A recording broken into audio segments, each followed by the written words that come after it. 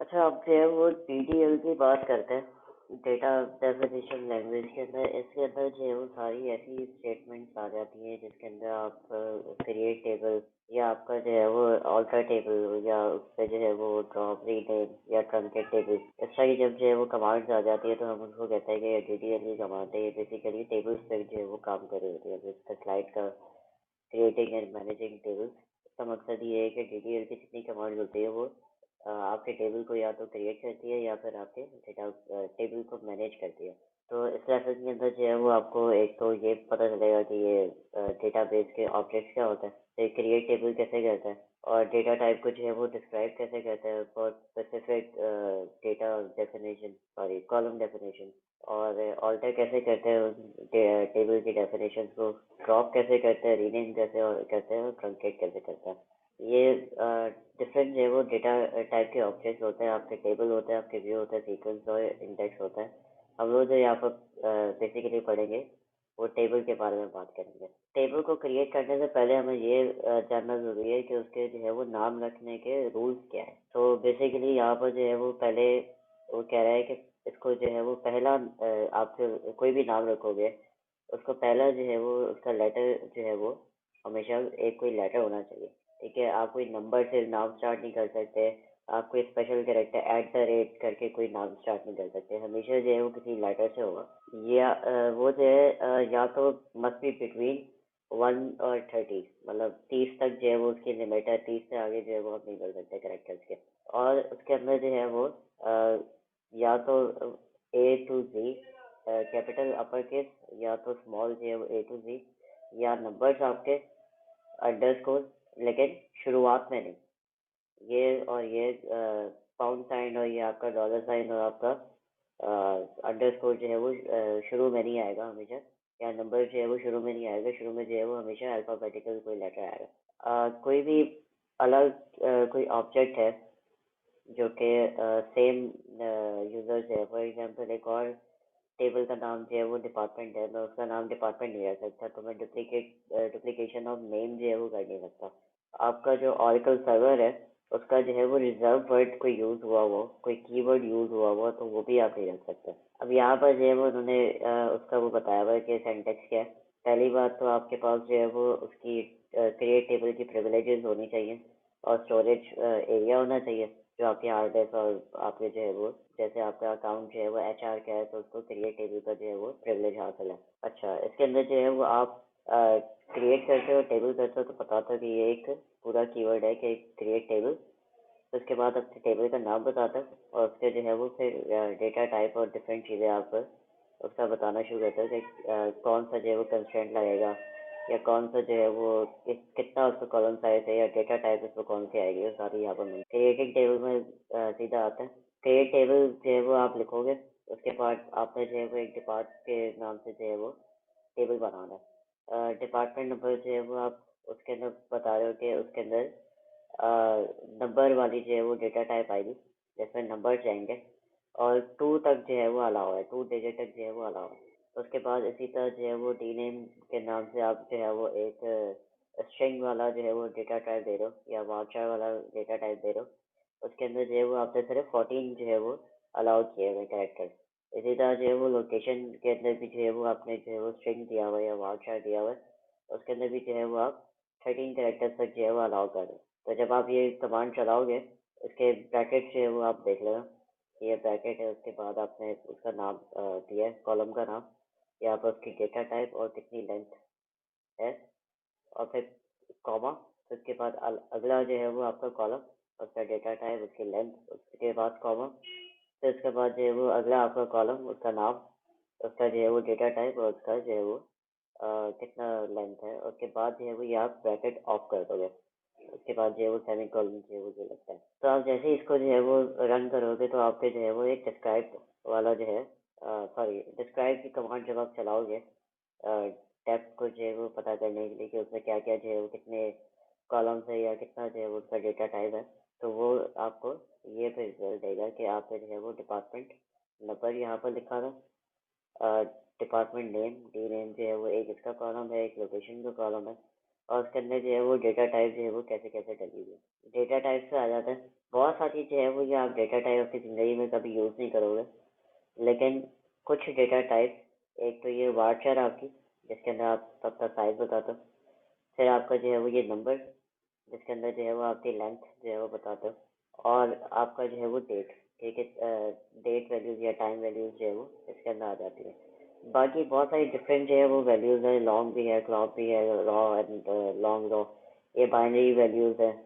ये आपके जो है वो बहुत अगर ज़्यादा डेटा उसके अंदर जो है वो 2 GB, तो ये यहाँ पर जो है वो क्लॉक के अंदर 4 GB जो है वो यूज़ होता है।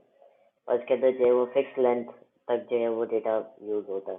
तो बेसिकली आप जो है वो ये 3 ज़्यादातर जो है वो यूज़ कर रहे होते हैं। सब क्यूरी पे आ जाता है कि अगर आपने जो है वो सब क्यूरी चलानी है, अगर डेटा टेबल क्रिएट करते हैं, तो आप जो है वो इस तरह का जो है वो इसका सिंटैक्स होता है क्रिएट टेबल। उसके बाद आप टेबल बताते हो और उसके नीचे अपने कॉलम्स बताते हो।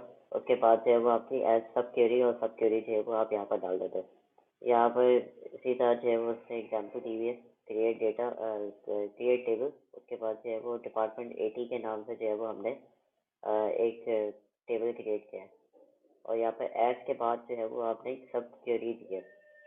सब क्वेरी के अंदर जो है वो सारे टेबल के कॉलम जो है वो उठा के लाएगा एम्प्लॉय से, और जहाँ पर आईडी जो है वो 80 हो, तो बेसिकली डिपार्टमेंट के टेबल में से जो है वो देखेगा कि एम्प्लॉय के टेबल से जो है वो देखेगा जितने एम्प्लॉयज़ जिनकी आईडी 80 होगी, उनका ये जो है वो एम्प्लॉय आईडी, लास्ट नेम, उनकी एनुअल सैलरी और उनकी हायर डेट जो है उठा के आपके डिपार्टमेंट 80 के अंदर, अब डिपार्टमेंट 80 के अंदर वो सारे लोग होंगे जिनके जो है वो जो डिपार्टमेंट 80 से बिलोंग करता है, तो वो सारे सारे एम्प्लॉयज़ जो है वो इसके अंदर जो है वो डाल देगा। तो हम जब डिस्क्राइब डिपार्टमेंट 80 करेंगे तो फिर आपको देखेंगे कि यहाँ पर जो है वो जितने भी एम्प्लॉय की जो है वो क्या कहलाता है, कंस्ट्रेंट्स से या डेटा टाइप से या कॉलम नेम से, वो सारे के सारे इसके अंदर एज इट इज कॉपी हो गए। इसी तरह हम टेबल को जो है वो ऑल्टर भी कर सकते हैं। हम कोई एक कॉलम नया ऐड करना चाहे या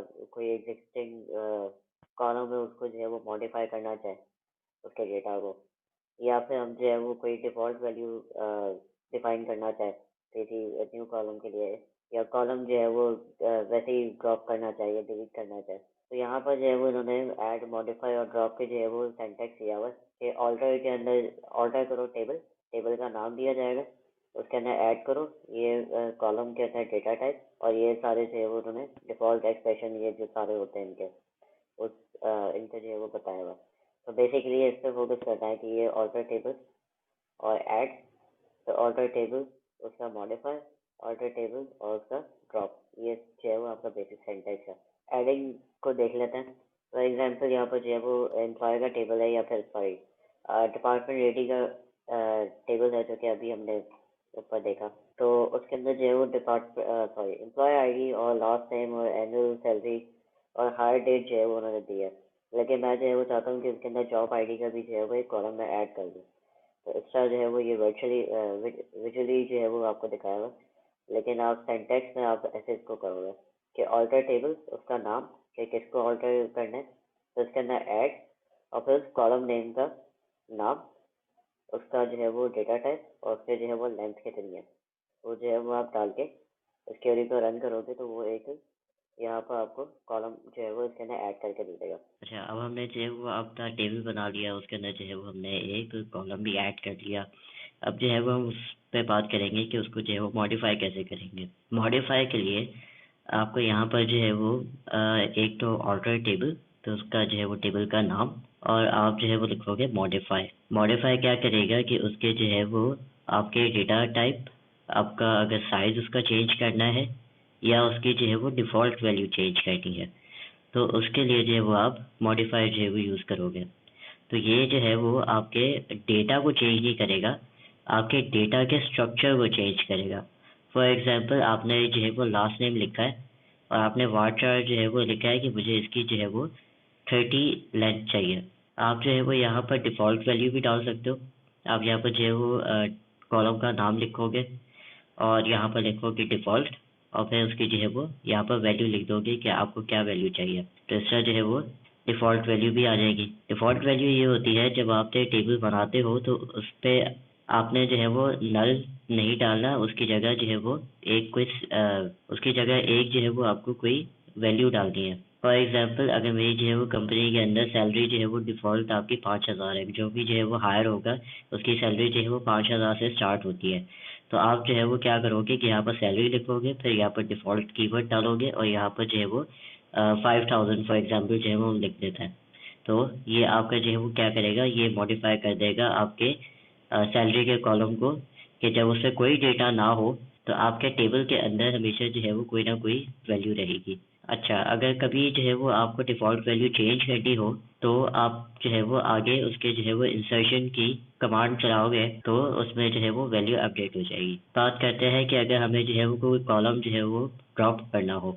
ड्रॉप का मतलब कि डिलीट करना हो। अगर आपको जो है वो कोई कॉलम जो है वो नहीं चाहिए तो आप उसको जो है वो ड्रॉप भी कर सकते हो। यहाँ पे एग्जांपल दी हुई है कोड की कि ऑल्टर टेबल और टैब आपका 80, ये आपका जो है वो टेबल है और आप जो है वो यहाँ पर ड्रॉप कर रहे हो कॉलम, और कौन सा कॉलम ड्रॉप करना है उसका जो है वो आपने नाम देना है। तो ये जो है वो आपका वो कॉलम ड्रॉप कर देगा। तो अब बात करते हैं सेट अनयूज्ड ऑप्शन की। अगर कोई आपके टेबल में जो है वो कोई ऐसा कॉलम है जो कि यूज़ नहीं होता और आपने सिर्फ उसको जो है वो रीडिंग के लिए रखा हुआ है या कैलकुलेशन के लिए रखा हुआ है और वो जो है वो अब ज़्यादा जो है वो डेटा के अंदर यूज़ नहीं होता। कुछ अभी कभार हम लोग जो है वो कुछ ऐसे जो है वो कॉलम्स बनाते हैं जिनका जो है वो बाद में हमें डेटाबेस के अंदर वैसे कोई उसका फंक्शन नहीं होता, हमें बाद में जो है वो डिलीट ही करने होता है। तो हम उनको जो है वो मार्क कर सकते हैं या सेट कर सकते हैं एज अनयूज्ड। ठीक है, तो अनयूज का मतलब ये है कि उसको डेटाबेस को ये बता दो कि मैं इसको जो है वो फ्यूचर के अंदर यूज़ नहीं करूँगा। तो वो क्या करेगा कि उनको जो है वो मार्क कर देगा कि ये अनयूज कॉलम्स हैं। अब आप जो है वो अनयूज जो है वो कैसे सेट करोगे, ऑर्डर टेबल करोगे, उसका टेबल का नाम दोगे और यहाँ पर सेट अनयूज्ड या फिर सेट अनयूज्ड और फिर आप कॉलम का नाम दे दोगे, या फिर आप जो है वो ऑल्टर टेबल और टेबल का नाम दोगे, सेट अनयूज्ड कॉलम का कीजिए वो कीवर्ड लगाओगे और आप जो है वो कॉलम का नाम लिख दोगे। ये दोनों जो है वो वैलिड है। अब आपने जो है वो बहुत सारे कॉलम अगर आपने सेट किए हुए हैं कि ये जो है वो बाद में मैंने डिलीट करना है, ये सिर्फ मैंने रीडिंग के लिए रखे थे या मैंने जो है वो, अच्छा अब आपने जितने भी जो है वो अनयूज सेट किए होंगे आप उनको जो है वो एक साथ डिलीट भी कर सकते हो। तो आप जो है वो एक ही बारी में ऑर्डर टेबल और टेबल का नाम ड्रॉप अनयूज्ड कॉलम, तो जितने भी अनयूज्ड कॉलम मार्क किए होंगे आपने वो सारे के सारे ड्रॉप हो जाएंगे, डिलीट हो जाएंगे। अब आ जाते हैं ड्रॉपिंग टेबल। अगर आपको जो है वो टेबल में से जो है वो सारा स्ट्रक्चर सारा डेटा जो है वो डिलीट करना हो तो वो कैसे करोगे। किसी भी टेबल को ड्रॉप करने से पहले जो है वो आप ये ध्यान रखना, क्योंकि सारी की सारी जितनी भी पेंडिंग आपकी ट्रांजेक्शन होगी तो वो जो है वो फाइनली कमिट हो जाएगी। क्योंकि DDL की जब आप कमांड्स चलाते हो, जैसे हमने DML के अंदर बात की थी, DML के अंदर जो है वो आप जब कमांड चलाते हो तो आपको जो है वो आगे क्या करना होता है, उसको कमिट करना होता है या रोल बैक। अगर आपको चेंजेस पसंद नहीं है तो आप रोल बैक करते हो, अगर आपको चेंजेस पसंद है तो आप उनको कमिट कर देते हो। तो DDL के जब भी आप कोई कमांड चलाते हो ना तो पीछे जितनी भी उसकी क्वेरी होती है वो सारी कमिट हो जाती है। अगर कोई भी आप DDL की जो है वो कमांड चलाओगे तो सारी की सारी जो है वो जितनी भी पीछे ट्रांजेक्शन होगी, जितनी भी पीछे जो है वो क्वेरी होगी वो कमिट हो जाएगी। तो अगर आपने जो है वो कहीं पर इंसर्शन की होगी, कहीं पर आपने जो है वो डिलीशन की होगी, वो सारी की सारी कमिट हो जाएगी। तो इससे जो है वो आप ख्याल रखिएगा कि अगर आप जो है वो टेबल ड्रॉप कर रहे हैं और पीछे आपने जो है वो कोई ऐसे सेफ पॉइंट्स रखे हुए हैं या फिर आपने जो है वो कोई DML की क्यूरीज रखी हुई है तो वो सारी कमिट हो जाएंगी।